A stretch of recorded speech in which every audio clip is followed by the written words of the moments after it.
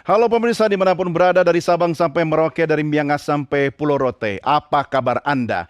Saya berharap Anda tetap dalam keadaan sehat, sejahtera, dan selalu berbahagia. Kita jumpa lagi dalam program yang mengajak Anda untuk mengulik berbagai kebijakan pemerintah termasuk mengangkat isu-isu terhangat sepanjang pekan ini. Ini dia, Merah Putih.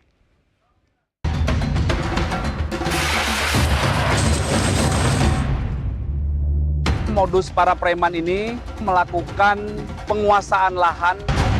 Setidaknya kami telah mengamankan ada 17 orang.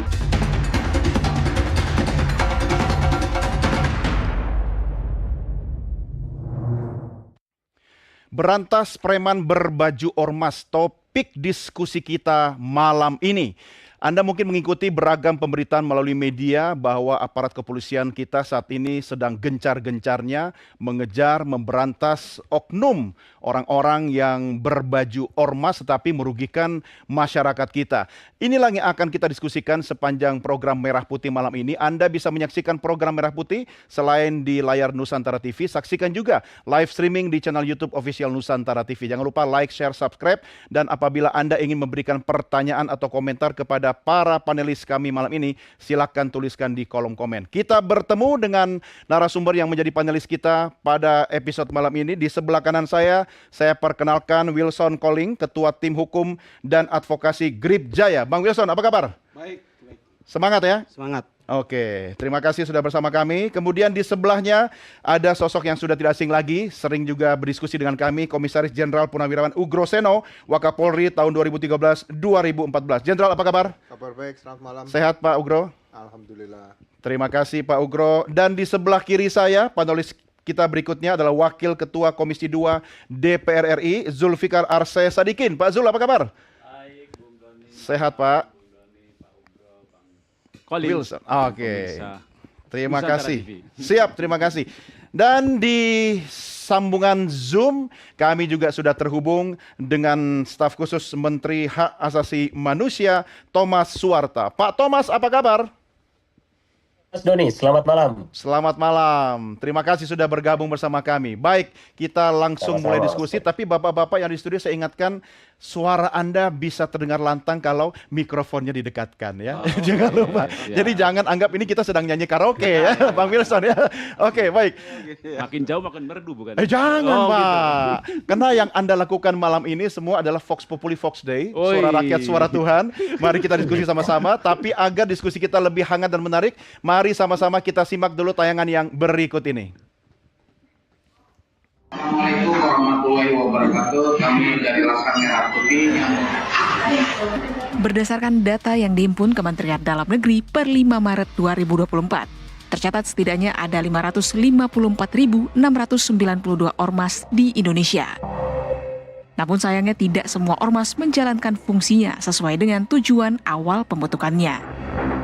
Bahkan sebagian kecil dari ormas justru terlibat dalam tindakan kekerasan, pemerasan, dan intimidasi yang meresahkan masyarakat dan juga dunia usaha. Berikut rangkuman beberapa kasus kontroversial yang melibatkan ormas di Indonesia. Pertama, yang baru-baru ini terjadi, yakni pada Sabtu 24 Mei 2025 di Pondok Aren, Tangerang Selatan. Ormas Grip Jaya diduga mengklaim kepemilikan lahan milik BMKG. Tak hanya itu, pihak ormas tersebut bahkan menyewakan area tersebut kepada pedagang hingga mendapatkan keuntungan yang besar. Penyelidikan polisi berujung pada penangkapan 17 anggota Grip Jaya, termasuk ketua DPC berinisial Y dan 6 orang lainnya yang mengaku sebagai ahli waris lahan tersebut. Selanjutnya masih di lokasi yang sama, yakni Tangerang Selatan. Pada 21 Mei 2025, di lahan parkir RSUD setempat, Ormas Pemuda Pancasila diduga mengelola parkir secara ilegal selama 7 tahun. Vendor resmi yang seharusnya mengelola parkir dihalangi.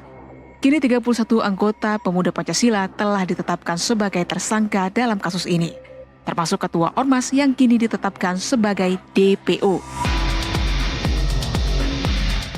Kasus ketiga dari Purbalingga, Jawa Tengah, 27 April 2025. 3 anggota Ormas tertangkap kamera memeras toko minuman keras. Aksi mereka viral di media sosial dan berujung pada penangkapan. Para pelaku kini menghadapi ancaman hukuman hingga 9 tahun penjara. Sementara itu, toko minuman keras tersebut juga ditindak karena beroperasi tanpa izin.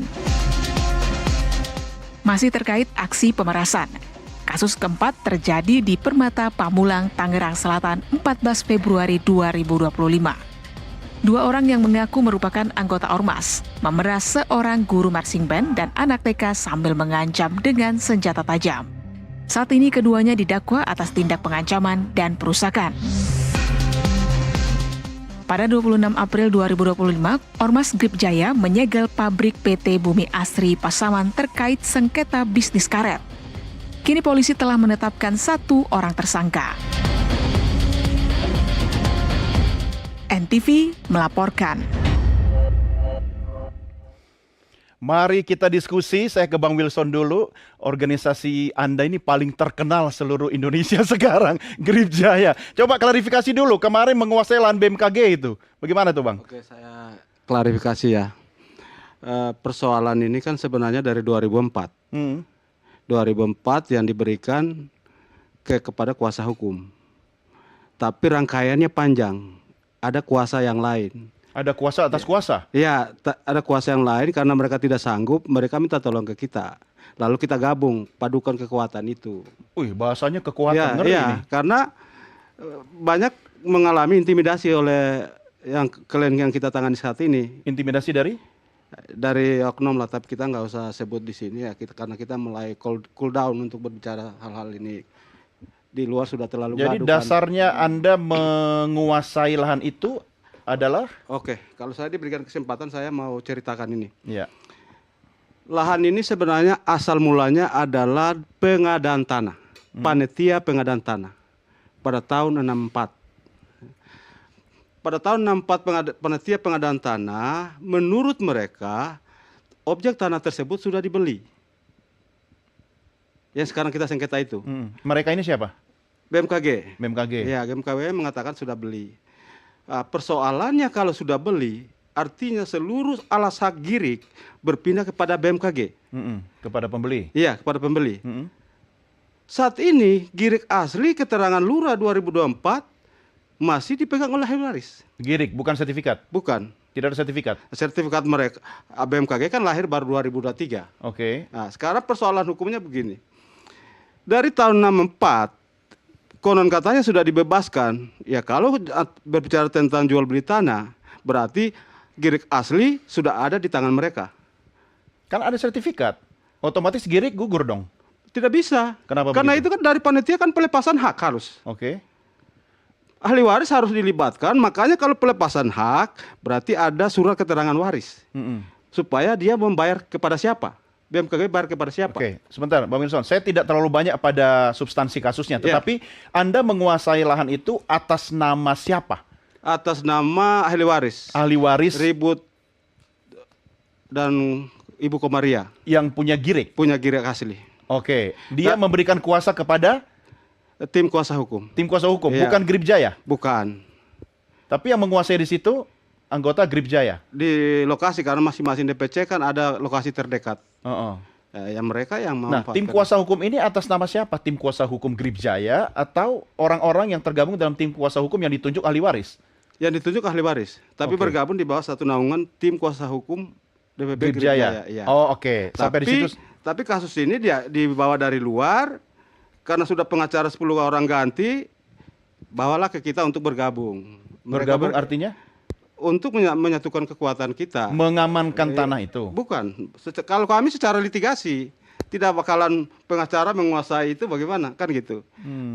Litigasi secara hukum yang kami. Makanya saya ketika girik saya pelajari, tidak ujuk-ujuk kita masuk. Menyurat dulu ke lurah. Karena ini girik. Tanah-tanah seperti ini kan sangat riskan dengan pidananya. Ya. Gitu. Jadi penuh berhati-hati karena kita lawan negara. Tapi ternyata kami itu bukan lawan negara, oknum. Oknumnya Iya, siapa? mafia maksud Anda? tanah, karena kita kan mafia tanah yang kami kejar. Siapa mafia tanah itu? Kalau kalian dipelajari di seluruh media, tanah itu kan luas 127. Di dalam konstruksi hukum yang dibangun dalam gugatannya, yang 127 itu hilang hak pakainya. sertifikatnya hilang. Lahirnya hak pakai nomor 5. Hak pakai nomor 5 lahirnya tahun 2003. Luasnya menyusut jadi 10.000. Yang Anda kuasai berapa luasnya? Punya kita 9,1 9,1 apa? hektar. Hektar. Iya. Oke. Karena 2 ahli waris. Oke. 2 ahli waris. Ya. Jadi oknumnya maksud Anda ini oknum mafia tanah yang membuat BMKG jadi korban Iya. atau Iya, karena itu kan pelepasan dari tahun 64. Oke, tahan dulu di situ Bang Wilson. Iya. Jenderal Ugro, komentar Anda terkait kasus ini. Ya, jadi kita tidak bisa menutup mata bahwa kasus tanah ini cukup banyak di manapun lah. Baik menyangkut kalau zaman dulu tuan tanah, kemudian ada mafia tanah, ya kan? Ada pemilik, ada pembeli, kemudian juga ada ahli waris dan sebagainya.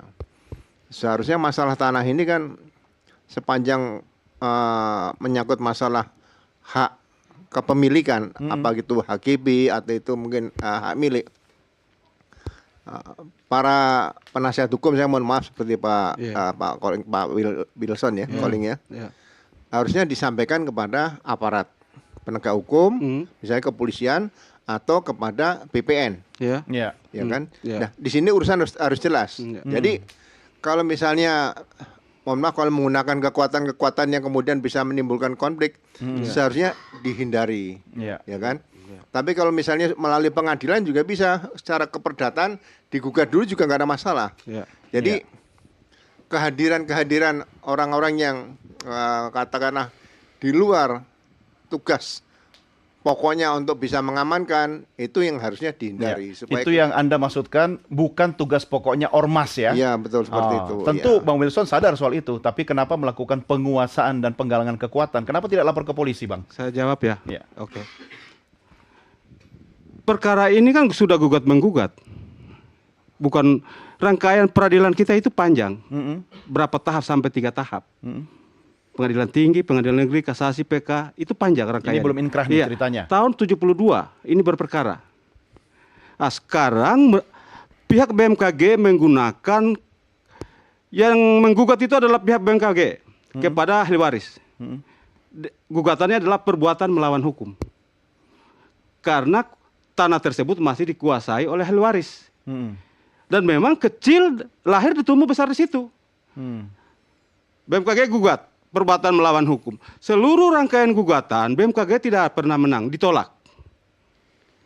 Menggunakanlah PK tahun 2000 yang klausulannya tidak mengatakan bahwa itu tanah dia. Kalau memangnya gugatan perbuatan melawan hukum, maka tuntutan di bawahnya tergugat melakukan perbuatan melawan hukum. Ya. Dan segera girik asli diberikan kepada BMKG. Persoalan kan tidak ada. Ya. Dalam ruang abu-abu putusan itu lahirlah non negara di sana. Oke. Dalam 2022 karena tidak ada putusannya abu-abu, pihak BMKG mencari siasat untuk melakukan gugatan agar putusan itu ada putusan perbuatan melawan hukum sehingga bisa dieksekusi. Oke. Jadi Anda yang minta adalah ahli waris berdasarkan ada surat kuasa atau bagaimana? Iya, surat kuasa. Ada ya? Pengacara pasti ada surat kuasa. Iya, Kalau enggak iya. kita berarti preman dong. Oke, Kan tapi gitu. yang mengemuka ini kan organisasi gripnya gitu loh. Iya. Bukan kuasa hukum yang tergabung, tapi di bawah grip juga begitu. Ya, sesungguhnya kan 2024. Ini kan cuma momen saja yang digunakan. Oke, Dari sebentar. dulu kan tidak ada masalah. Nggak, Ya, sebentar. ada dugaan pemalsuannya nggak sih itu? Ada. Ada ya. Yang dicurigai adalah Pak Senan Lura. Oh, nah, Tapi lurah tersebut sudah mengklarifikasi dan sudah dilaporkan kepada Polda, tapi ini kan 91. Udah pada meninggal semua. Tapi keterangan lurah dalam pernyataannya, tanah tersebut tidak pernah dijual. Iya, makanya ini kan harus Iya. jelas yang Iya. kepalsuan ditangani oleh kepolisian. Kalau status tanah tadi kan dengan BPN seperti itu ya. Ini yang harusnya dibikin Iya. terang seperti Sebenarnya itu. saya mau luruskan dulu, ruang abu-abunya begini. Ketika tidak ada amar putusannya untuk bisa dieksekusi, dia melakukan gugatan lagi, gugatan baru untuk mendapatkan itu. Seluruhnya ditolak. Ketika di dalam tolak itu, pihak BMKG mencari siasat. Siasatnya adalah apa? Ketua pengadilan mengeluarkan surat pribadi. Disitulah pertentangan hukumnya. Surat pribadi bahwa tanpa ada amar putusan bisa dieksekusi. Ya sesungguhnya Kalau kita sebagai seorang pengacara mengetahui bahwa kalau kamu menggugat, ketika kamu menang, pihak tergugat tidak keluar, ya kita melakukan permohonan Oke, eksekusi. iya. Persoalannya surat pribadi dalam Bukan seluruh putusan, ya? Iya, dalam seluruh norma hukum keperdataan, kalau kamu sudah menang, kamu harus gugat permohonan eksekusi. Ya sekarang siapa lebih preman? Ya, oke. Itu. Tahan dulu di situ. Ini kan contoh kasus saja. Ya, sementara kalau kita fokus kepada aktivitas ormas sekarang, Pak Zul, yang memang lagi bikin masyarakat termasuk aparat kepolisian itu lagi gregetan.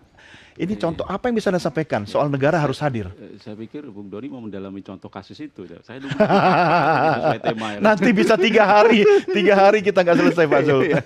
Oke Bung Doni, jadi gini, ini secara prinsip ya, siapapun dari kita warga negara Indonesia, bahkan tidak hanya warga negara siapapun yang ada di Indonesia lah begitu ya. Itu kalau memang melakukan tindakan yang tidak dibenarkan oleh hukum,